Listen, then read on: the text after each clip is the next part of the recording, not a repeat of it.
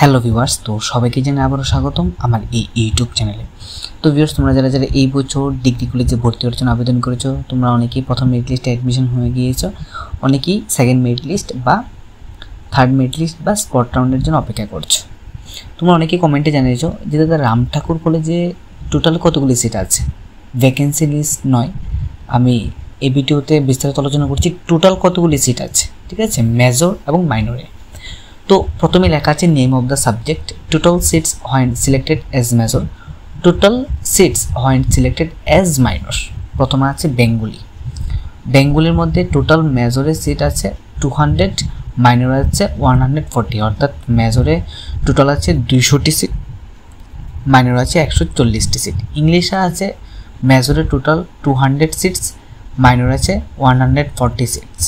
সংস্কৃতে আছে টোটাল আছে 80 সিটস, ঠিক আছে, অর্থাৎ মেজরে সংস্কৃতে টোটাল আছে 80 সিটস, মাইনরও আছে 80 সিটস। ককবরক মেজরে টোটাল সিটস আছে 100 সিটস, মাইনরে আছে 90 সিটস, ঠিক আছে।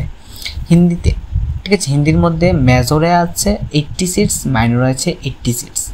পালির মধ্যে মেজরে 0, মাইনরে 200, ঠিক আছে, অর্থাৎ পালি সাবজেক্টটা তোমরা মেজরে নিতে পারবে না। এডুকেশন মেজর আছে 200 সিটস, মাইনর আছে 140 সিটস। হিস্টোরি মেজর আছে 200 সিটস, মাইনর আছে 140 সিটস। পলিটিক্যাল সায়েন্স মেজরে আছে 200 সিটস, মাইনর আছে 140 সিটস। ইকোনমিক্স মেজর আছে 80 সিটস, মাইনরে আছে 80 সিটস। ফিলোসফি মেজর আছে 80 সিটস, মাইনর আছে 80 সিটস। ফিজিক্যাল এডুকেশন মেজরে আছে 0 সিটস, মাইনরে আছে 70 সিটস। এনসিসি মেজর আছে 0 সিটস, মাইনরে আছে 40 সিটস। ফিজিক্স মেজর আছে 50 সিটস, মাইনরে আছে 50 সিটস। কেমিস্ট্রি মেজর আছে 50 সিটস, মাইনরে আছে 50 সিটস। ম্যাথমেটিক্স মেজর আছে 50 সিটস, মাইনরে আছে 50 সিটস। বোটানি মেজর আছে 40 সিটস, মাইনরে আছে 40 সিটস।